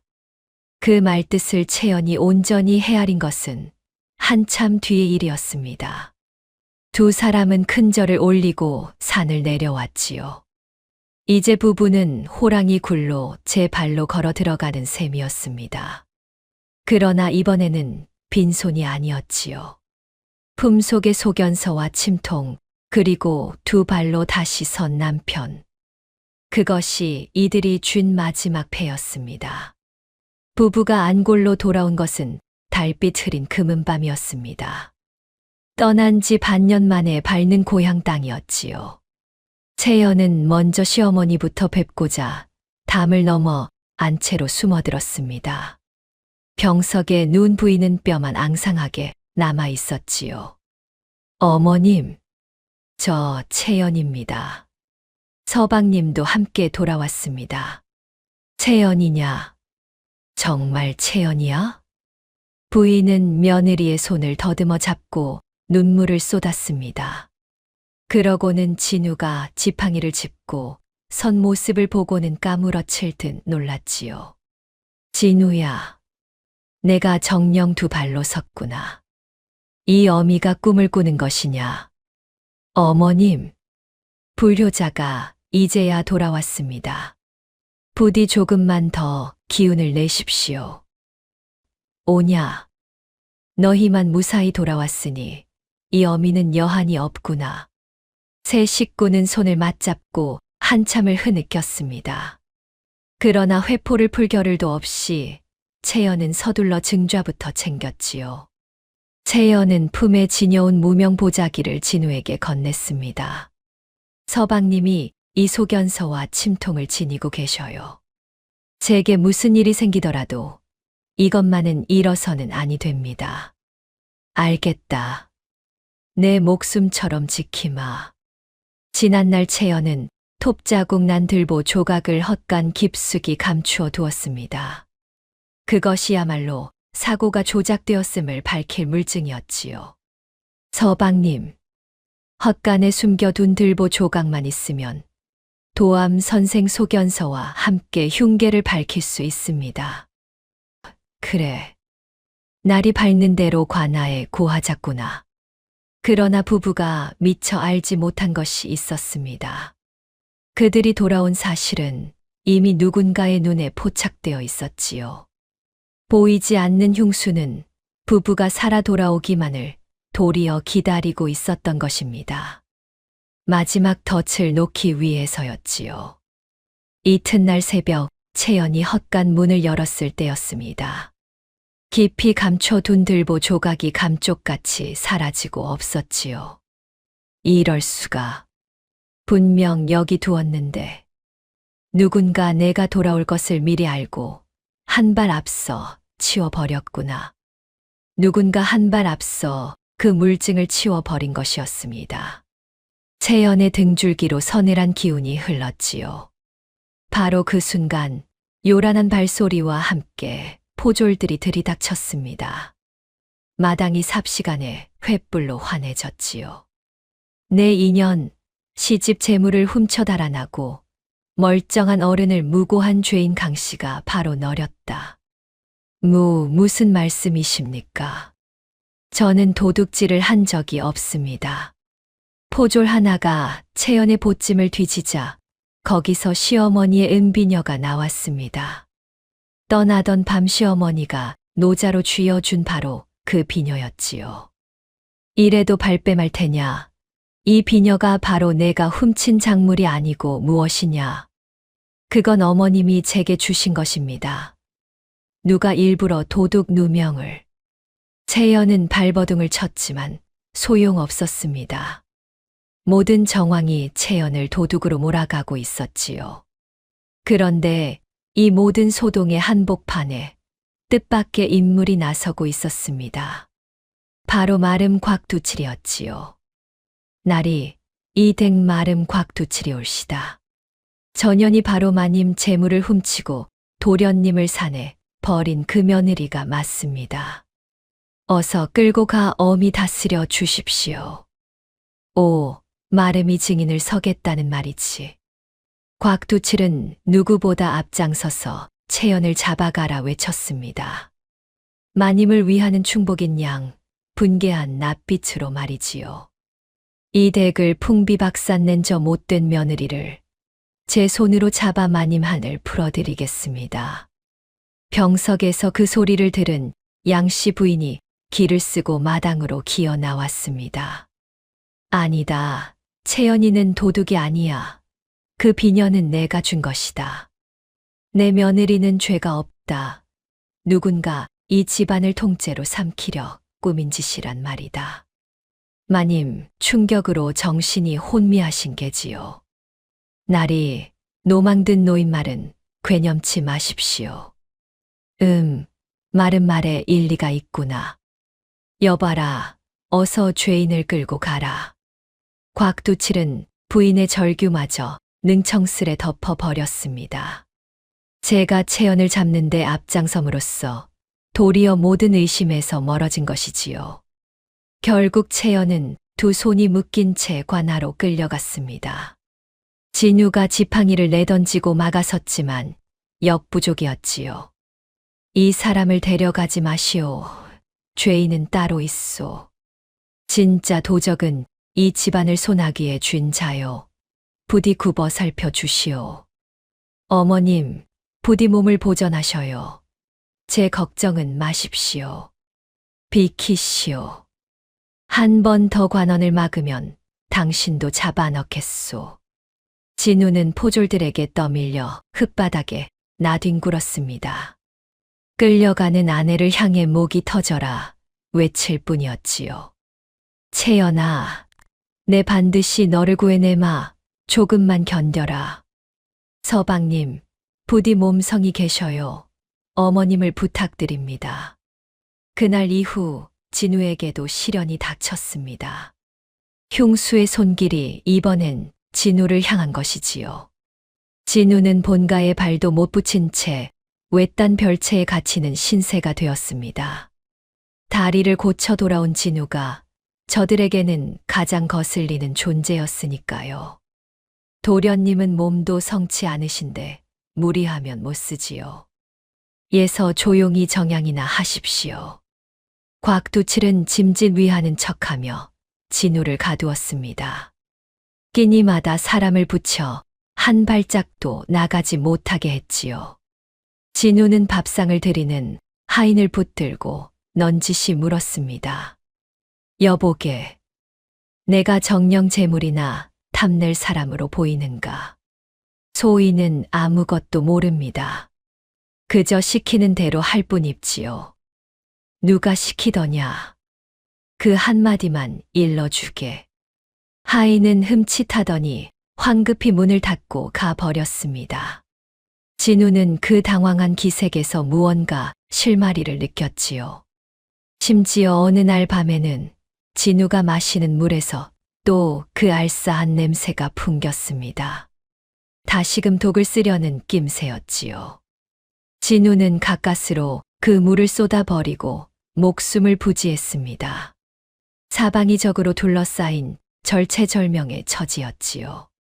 그 절박한 처지에서도 진우는 포기하지 않았습니다. 감시가 소홀한 틈을 타 별채를 드나드는 막선네에게 은밀히 부탁했지요. 아주머니, 부디 이 서찰을 현감 날있게 전해주시오. 우리 부부의 억울함이 여기 다 적혀 있소. 알겠네, 도련님. 내 목숨을 걸고서라도 전함세. 도암 선생 소견서는 내가 지니고 있소. 이것만 있으면 반드시 길이 열릴 것이오. 막선내는 서찰을 받아 품에 깊이 숨기고 길을 나섰습니다. 진우의 마지막 희망이 그 작은 종이에 실려 있었지요. 진우는 갇힌 방 안에서 두 주먹을 불끈 쥐었습니다. 이번에는 결코 당하고만 있지 않으리라 다짐했지요. 채연아, 조금만 견뎌라. 이번엔 내가 너를 구할 차례다. 한편 옥에 갇힌 채연의 처지는 더욱 비참했습니다. 차디찬 옥바닥에서 채연은 모진 추궁에 시달렸지요. 바른 대로 불어라. 내가 재물을 훔치고 서방을 버린 게 아니냐? 아닙니다. 저는 남편을 살리려 명의를 찾아간 것입니다. 부디 제 말을 들어주십시오. 닥쳐라. 증좌도 없는 말을 누가 믿는단 말이냐. 하늘이 무심치 않다면 언젠가 진실은 반드시 드러날 것입니다. 그러나 천출 며느리의 말을 귀담아 듣는 이는 없었습니다. 게다가 결정적 물증이던 들보 조각마저 사라진 뒤였지요. 채연은 차디찬 옥벽에 기대어 절망에 잠겼습니다. 모아온 증좌는 흩어지고 남편은 갇히고 시어머니는 사경을 헤매고 있었지요. 아버님, 참된 마음은 눈에 보이지 않는다 하셨지요. 한데 어찌 이리도 진실은 묻히기만 하는 것입니까? 채연은 두 손을 모으고 가만히 빌었습니다.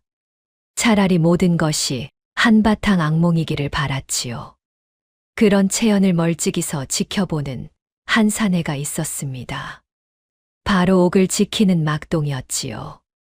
막동이는 흉수의 명을 받아 그동안 꾸준히 이를 도맡아 온 자였습니다. 들보를 켜고 독을 탄 것도 그의 손이었지요. 그러나 막동이의 마음 한구석은 편치 않았습니다. 죄 없는 며느리가 모진 고초를 겪는 모습에 양심의 가책이 스멀스멀 일었던 것이지요. 저 사람은 그저 서방을 살리려 했을 뿐인데 내가 무슨 짓을 한 것인가. 막동이는 무거운 한숨을 내쉬며 돌아섰습니다. 그 작은 흔들림이 장차 어떤 파란을 부를지는 아무도 알지 못했지요. 어느 깊은 밤, 채연은 옥문 너머의 막동이에게 가만히 말을 건넸습니다. 여보시오. 물 한 모금만 주시겠소. 목이 말라 그럽니다. 여기 있소. 고맙습니다. 한데 어찌 그리 안색이 어두우시오. 무슨 근심이라도 있으신가요? 죄인은 말이 많구려. 나는 도둑질도 남편을 버린 일도 없습니다. 그저 사람 하나 살리려 했을 뿐이지요. 하늘이 알고 땅이 아는데 사람만 모를 따름입니다. 막동이는 그 말에 흠칫 어깨를 떨었습니다. 차마 채연의 눈을 마주 보지 못하고 고개를 돌렸지요. 그만하시오. 나는 아무것도 모르오. 그러면서도 막동이는 옥을 쉬이 떠나지 못하고 한참을 서성였습니다. 채연의 맑은 눈빛이 자꾸만 가슴을 찔러댔던 것이지요. 저 여인을 이대로 두면 내 죄가 너무 무겁구나. 막동이는 제 손을 내려다보며 나직이 중얼거렸습니다. 양심의 불씨가 조금씩 타오르고 있었지요. 그렇게 절망이 깊어가던 차에 더욱 다급한 소식이 날아들었습니다. 곽두칠이 매수한 형방을 움직여 채연의 형 집행 날짜를 못 박은 것이지요. 사흘 뒤 새벽 폐륜의 도둑질의 무고까지 더한 죄인을 큰 매로 다스린다. 곤장백대였습니다. 여린 안악의 몸으로는 목숨을 부지하기 어려운 형벌이었지요. 사실상 채연을 매로 때려 죽이려는 수작이었습니다. 별채에 갇힌 진우는 그 소식에 피가 거꾸로 솟았지요. 이대로 앉아 죽음을 기다릴 수는 없다. 무슨 수를 써서라도 현감 날있게 닿아야 한다. 진우는 막선내가 서차를 무사히 전했기만을 빌었습니다. 그러나 그 한 가닥 희망마저 곧 무너졌지요. 이튿날 막선내가 피투성이가 된 채 별채 담을 넘어왔습니다. 도련님, 큰일 났습니다. 관하로 가는 길목에서 웬 사내들이 소인을 덮쳐 서차를 빼앗아 갔습니다. 뭐라?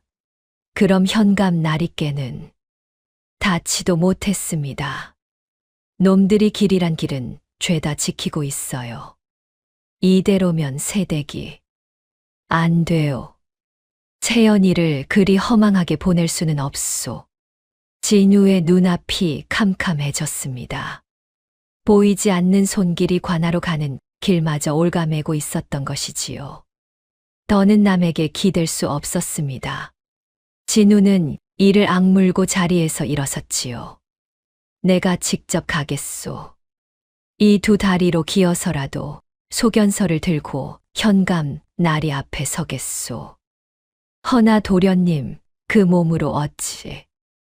놈들에게 들키면 그 자리에서 변을 당합니다. 앉아서 아내를 잃느니 가다가 죽는 편이 낫소. 그 아이는 나 하나 살리겠다고 험한 산을 넘었소. 이제 내가 그 빚을 갚을 차례요. 아주머니는 부디 어머님 곁을 지켜주시오. 그날 밤 진우는 품에 소견서를 단단히 여미고 별채를 빠져나왔습니다. 성치 않은 다리를 끌며 어둠 속을 더듬어 나아갔지요. 담을 넘어 마을 어귀에 다다랐을 때였습니다. 등 뒤에서 날카로운 호각 소리가 울렸지요. 저기다, 도련님이 도망친다. 잡아라. 곽두칠이 풀어둔 장정들이 횃불을 들고 우르르 쫓아왔습니다. 진우는 절뚝이는 걸음으로 산기슭을 향해 내달렸지요. 여기서 잡히면 채연이 죽는다. 죽는 한이 있어도 닿아야 한다. 성한 사람도 아닌 진우였습니다. 두 사람 사이의 거리는 삽시간에 좁혀졌지요. 거의 다 잡았다. 한 놈도 놓치지 마라. 제발 다리야 조금만 버텨다오. 헉 조금만 더 가면 된다. 진우는 가시덤불에 살갗이 찢기면서도 멈추지 않았습니다. 그러나 끝내 막다른 벼랑 앞에 몰리고 말았지요. 발 아래는 캄캄한 골짜기였고 등 뒤에는 횃불을 든 사내들이었습니다. 진우는 소견서를 가슴에 꼭 안고 눈을 질끈 감았지요. 바로 그때 한 사내가 앞장서 달려왔습니다. 다름 아닌 막동이었지요. 막동이가 횃불을 치켜들고 진우의 앞을 막아섰습니다.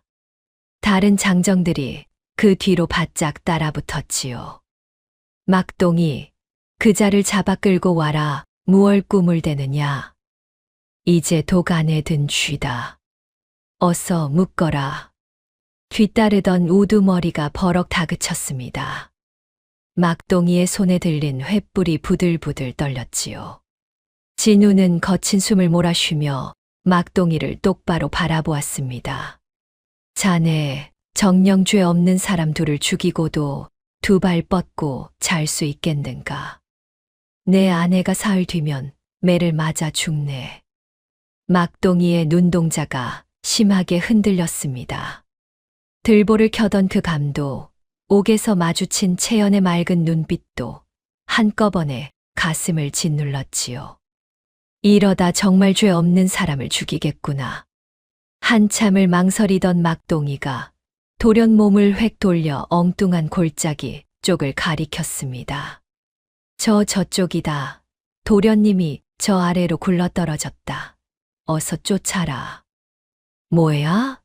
다들 저리로 가. 장정들이 우르르 막동이가 가리킨 곳으로 몰려갔습니다. 벼랑 끝에는 진우와 막동이만 덩그러니 남았지요. 막동이가 진우에게 바짝 다가와 떨리는 목소리로 속삭였습니다. 도련님, 어서 이 샛길로 빠져나가십시오. 소인은 더 이상 죄를 보탤 수 없습니다. 자네, 어찌하여 나를 묻지 마시고 어서 가십시오. 제발 새댁을 살리십시오. 이 은혜, 내 결코 잊지 않겠네. 진우는 막동이의 눈빛에서 깊은 뉘우침을 읽었습니다. 더 묻지 않고 막동이가 가리킨 샛길로 몸을 던졌지요. 막동이는 텅 빈 벼랑을 바라보며 한참을 서 있었습니다. 평생 처음으로 주인의 명을 거스른 밤이었지요. 진우는 밤새 산길을 헤매어 가까스로 고을 관아 가까이에 닿았습니다. 만신창이가 된 몸이었지만 품속의 소견서만은 무사했지요. 그러나 동력이 희붐하게 밝아오고 있었습니다. 채연의 형이 지탱되는 새벽이 바로 코앞에 다가온 것이지요. 채연아, 조금만 더 버텨다오. 저기 관아의 지붕이 보인다. 이제 다 왔다. 진우는 피멍든 다리를 끌고 마지막 힘을 짜냈습니다. 한 사람의 목숨이 그 절뚝이는 걸음에 위태로이 매달려 있었지요. 동력이 부옇게 밝아 오는 새벽이었습니다. 관아 마당에는 형틀이 놓이고 채연이 그 앞에 끌려 나왔지요. 곤장을 쥔 형리들이 양옆으로 늘어섰습니다. 구경꾼들이 담장 밖까지 몰려들어 웅성거렸지요. 천출 며느리가 서방을 버리고 시집 재물까지 훔쳤다지. 쯔쯔, 곤장백되면 성한 몸으로도 살아남기 어려울 텐데. 채연은 형틀에 묶인 채 어금니를 악물었습니다. 두려움보다 어머님과 남편 걱정이 앞섰지요. 서방님은 무사하실까? 어머님은 또 어찌 되셨을까? 제발 진실이 이대로 묻히지만 않기를. 현감이 무거운 목소리로 영을 내리려는 찰나였습니다. 죄인 강 씨에게 곤장백대를 쳐라. 바로 그때였지요. 관아 마당 저편에서 다 쉰 목소리가 터져 나왔습니다. 멈추시오. 그 사람은 아무 죄가 없소. 사람들의 시선이 일제히 그쪽으로 쏠렸습니다. 만신창이가 된 한 사내가 지팡이의 의지에 절뚝이며 마당으로 들어서고 있었지요. 옷은 가시덤불에 갈갈이 찢기고 온몸은 피멍투성이었습니다. 그러나 그 두 눈만은 활활 타오르고 있었지요. 저 사람은 산에 버려졌다던 그 병자가 아닌가. 두 다리를 못 쓴다더니 제 발로 걷고 있잖아. 좌중이 크게 술렁였습니다. 죽었거나 폐인이 되었으리라던 진우가 성한 두 발로 나타났으니까요. 진우는 마지막 힘을 짜내어 현감 앞에 엎드렸습니다. 그러고는 품에서 피로 얼룩진 종이 한 장을 꺼냈지요. 나리, 저는 저 사람의 지압이 서진우입니다. 부디 이 글을 먼저 읽어 주십시오. 이게 무엇이냐? 명예도암 선생의 소견서입니다. 제 상처가 사고가 아니라 사람이 일부러 낸 것임을 밝힌 글이지요. 현감이 소견서를 받아 읽어 내려갔습니다. 글을 읽는 현감의 낯빛이 점점 굳어갔지요. 진우는 다시 품을 뒤져 낡은 침통 하나를 받쳐 올렸습니다. 겉면에 매화 무늬가 새겨진 침통이었지요. 이 침통은 제 처가의 유품입니다. 제 아내는 산속에서 침을 놓던 강 의원의 딸이 옵니다. 진우는 빛바랜 약방문 한 장도 함께 펼쳐 보였지요. 이것은 제 장인이 손수 적은 약방문입니다. 이 필체와 침통이 제 아내가 의원 가문의 딸임을 말해줍니다. 현감은 그 매화 무늬를 보는 순간 자리에서 벌떡 일어섰습니다. 죽어가던 제 아들을 살리던 날, 강 의원의 손에 들려있던 바로 그 침통이었지요. 강 의원이라 틀림없다. 이것은 그분의 침통이야. 그 은인의 따님을 내 손으로 매질할 뻔했단 말인가. 현감은 즉시 형 집행을 멈추라 호령했습니다. 형 틀에 묶였던 채연이 풀려나 현감 앞으로 옮겨졌지요. 형 집행을 멈춰라. 이 일은 처음부터 다시 가린다. 두 사람의 말을 소상히 들어보겠다. 목숨이 경각에 달렸던 채연은 그제야 참았던 눈물을 쏟았습니다. 만신창이로 달려온 남편을 보자 가슴이 미어졌지요. 서방님 그 몸으로 어떻게 여기까지 오셨습니까? 내 약조하지 않았느냐. 두 발로 다시 이 땅을 딛겠다고. 이제 우리가 진실을 밝힐 차례다. 진우와 채연은 그동안의 일을 차근차근 아뢰었습니다. 톱자국 난 들보, 독을 탄 약, 한밤의 방화까지 낱낱이 밝혔지요. 이야기를 들은 현감의 눈빛이 단번에 달라졌습니다. 채연을 향한 의심이 봄눈 녹듯 사라졌지요. 그런데 현감의 마음이 채연에게 기우는 듯 하자 한 사내가 황급히 앞으로 나섰습니다. 바로 그 마름 곽두치였지요. 나리, 고정하십시오. 저들의 말에 속으시면 아니 됩니다. 무슨 말이냐. 저 소견서며 침통이며 다 천출 며느리가 친정 연주를 동원해 꾸며 낸 것입니다. 의원 가문이라 하니 글 한 장 위조하기야 누워서 떡 먹기 아니겠습니까? 곽두칠은 청산유수로 말을 쏟아냈습니다. 그러고는 손가락을 들어 당숙 서달수를 가리켰지요. 진정 도련님을 해친 자를 찾으신다면 바로 저기 저 서달수 어른입니다. 가독을 노려 양자를 드리려 가진 행패를 부리지 않았습니까? 모든 것이 저 어른의 욕심에서 비롯된 일이옵니다. 좌중의 시선이 일제히 서달수에게 쏠렸습니다. 서달수는 펄쩍 뛰며 손사래를 쳤지요. 무슨 소리냐. 내가 욕심을 부린 것은 맞다만 조카를 해치다니 천부당 만부당이다. 현감의 마음에 또다시 큰 흔들림이 일었습니다. 곽두치의 말이 그럴듯한 데다 서달수의 욕심은 온 마을이 다 아는 사실이었으니까요. 좌중에서도 수군거림이 일었습니다. 누가 보아도 서달수가 가장 의심스러우니 사건이 그대로 매듭지어질 판이었지요. 현감은 저기 곤혹스러운 낯빛을 감추지 못했습니다.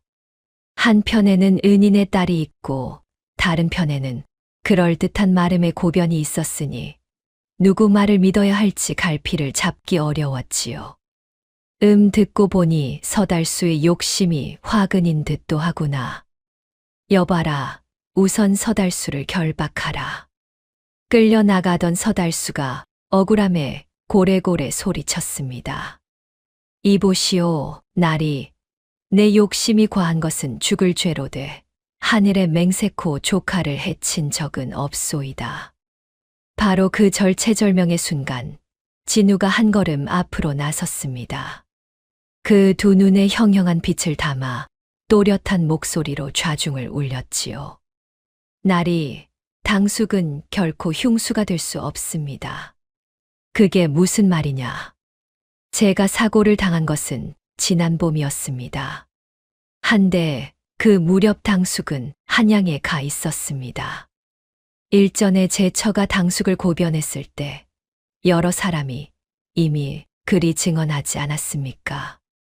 현감이 관아의 기록을 들추게 했습니다. 과연 사고 무렵 서달수가 한양에 머물렀다는 기록이 또렷이 남아 있었지요. 옳다. 강 씨의 무고 사건 때 서달수의 한양 행적은 이미 다 확인된 바 있다. 보십시오. 나리. 한양에 있던 사람이 어찌 이 집 들보를 톱으로 켜고 제가 마실 차에 잠드는 약을 탈 수 있었겠습니까? 당숙은 욕심은 부렸을지언정 흉수는 결코 아닙니다. 곽두칠의 얼굴이 처음으로 일그러졌습니다. 제가 던진 미끼가 도리어 부러진 것이지요. 진우는 곽두칠을 향해 천천히 돌아섰습니다. 그러고는 한자 한자 또박또박 짚어 나갔지요. 흉수는 따로 있습니다. 들보를 켜려면 곳간에 연장을 쥐어야 하고 약에 손대려면 부엌을 마음대로 드나들 수 있어야 합니다. 그 모든 열쇠를 쥔 자가 과연 누구이겠습니까? 사고가 나던 날 아침 제게 차를 가져다 준 자가 누구였습니까? 곳간과 부엌과 안채를 제 집처럼 드나들고 그날 그 자리에 있던 단 한 사람. 바로 이 댁마름 곽두칠, 당신이요. 좌중이 또 한 번 크게 술렁였습니다. 가장 충직하다 믿었던 마름이 흉수로 지목된 것이지요. 날이 억울합니다. 소인은 평생 이 댁에 충성을 바친 몸이옵니다. 곽두칠은 사색이 되어 발뺌했습니다. 그러나 현감의 눈초리는 이미 싸늘하게 식어 있었지요. 현감이 곽두칠을 매섭게 추궁했습니다. 궁지에 몰린 곽두칠은 엉뚱한 자에게 죄를 떠넘기려 했지요. 날이 정 그러시다면 그건 다 재수와 막동이가 제멋대로 벌인 짓입니다. 소인은 아무것도 모릅니다. 저 막동이 놈을 잡아 족치십시오. 마당 한쪽에 서 있던 막동이의 얼굴이 하얗게 질렸습니다. 평생 충성을 바친 주인이 마지막 순간에 저를 버린 것이지요. 순간 채연이 막동이를 향해 또렷이 외쳤습니다. 여보시오. 그대는 옥에서 내게 물을 건네던 사람이 아니오. 그날 그대 눈빛은 분명 죄를 뉘우치고 있었소. 부디 그 양심을 따르시오. 진실을 말하는 것만이 그대가 사는 길입니다.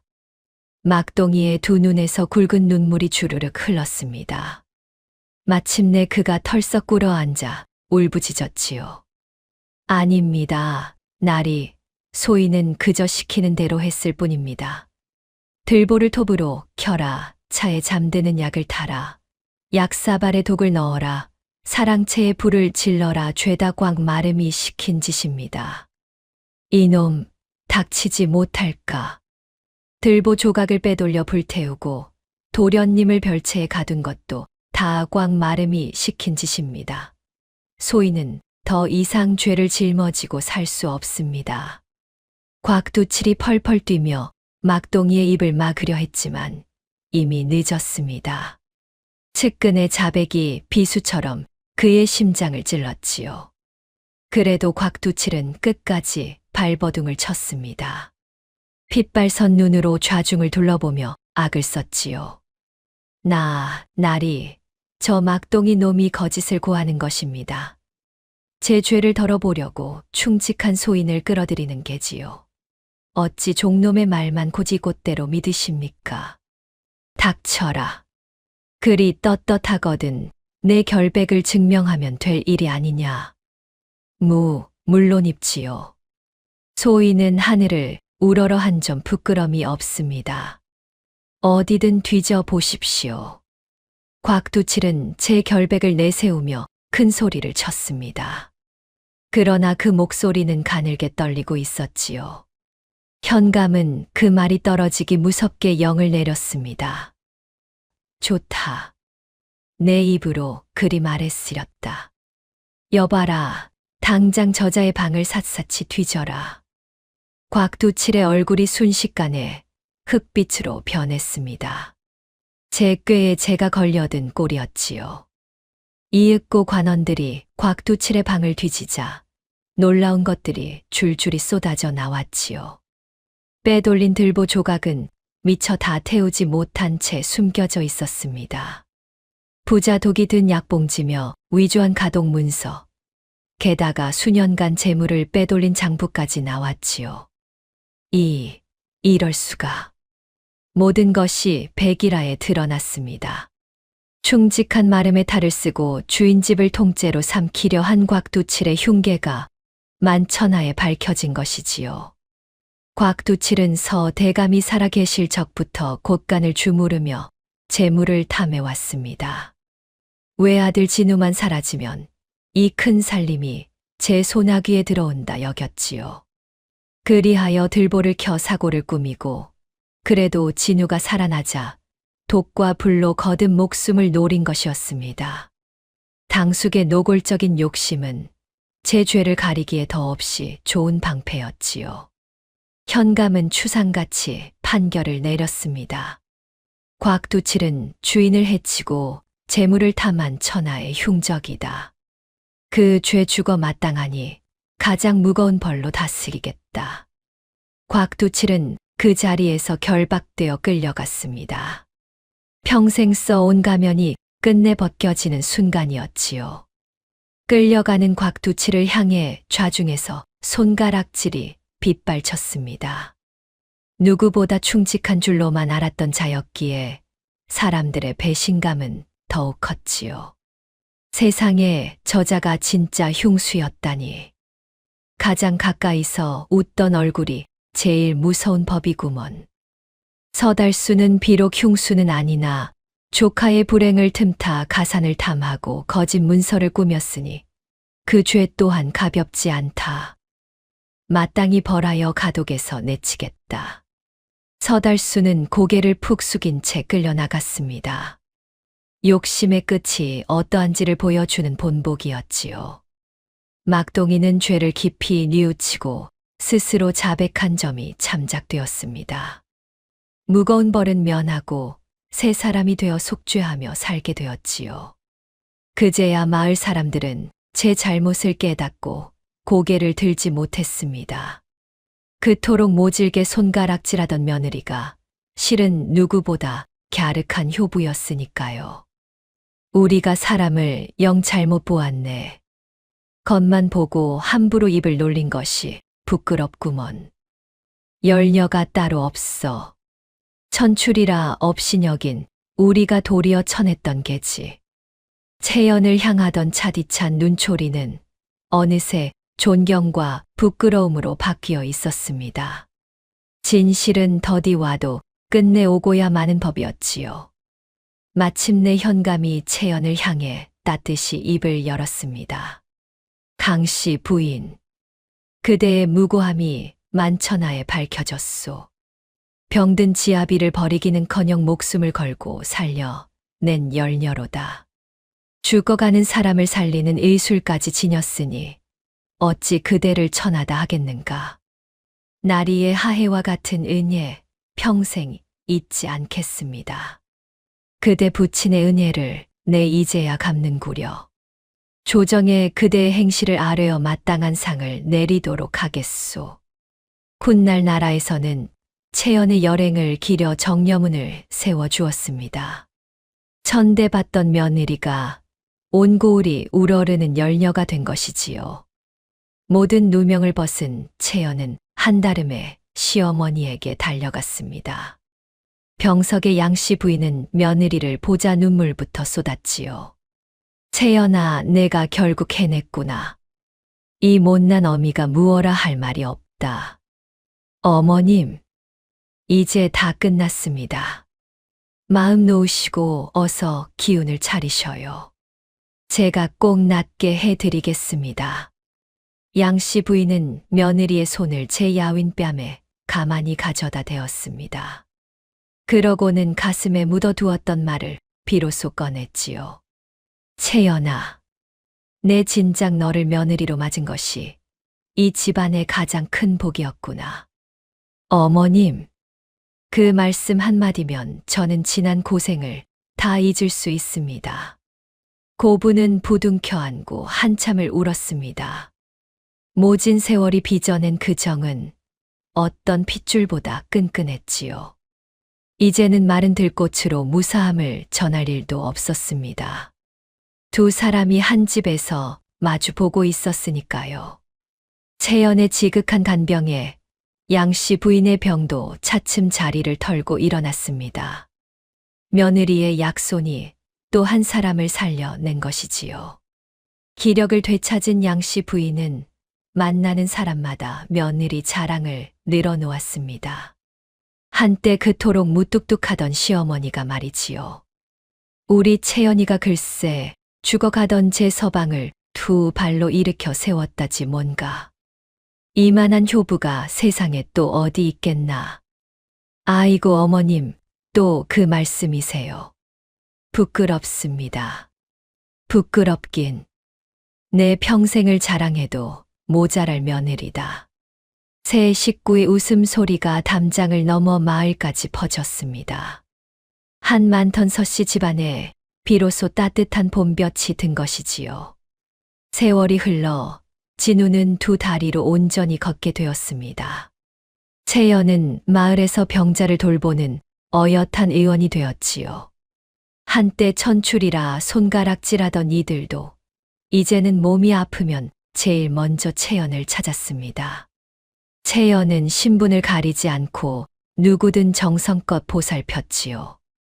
어느 봄날 부부는 마당 한편에 매화나무 한 그루를 나란히 심었습니다. 침통에 새겨져 있던 바로 그 매화였지요. 여보, 이 매화가 활짝 피면 우리 고생도 다 꽃으로 피어나겠지요. 그래. 내 덕에 나도 어머님도 이 집안도 모두 살아났구나. 여보, 돌아가신 아버님 말씀이 참으로 옳았습니다. 사람의 속은 겉만 보아선 모르는 법이라더니요. 그래. 우리 두 사람이 바로 그 산증인이 아니겠느냐. 부부는 손을 맞잡고 환히 웃었습니다. 봄볕 아래 어린 매화 가지가 싱그럽게 흔들렸지요. 먼 훗날 그 매화나무는 해마다 봄이면 흐드러지게 꽃을 피웠습니다. 마을 사람들은 그 꽃을 효부의 매화라 부르며 두고두고 이야기했지요. 사람의 속은 겉만 보아서는 알 수 없는 법입니다. 가장 충직해 보이던 마름이 흉수였고 천하다 손가락질 받던 며느리가 참된 효부였지요. 부디 겉모습만 보고 함부로 사람을 재단하지 마십시오. 참된 마음은 눈에 보이지 않으나 끝내 그 빛을 감추지 못하는 법이니까요. 오늘 이야기가 여러분의 마음에 작은 울림으로 남았기를 바랍니다. 다음 영상을 빠르게 만나보시려면 좋아요와 구독을 눌러주세요. 지금 화면에 나오는 더 재미있는 영상들도 함께 해주세요. 그럼 모두 행복한 하루 보내세요. 감사합니다.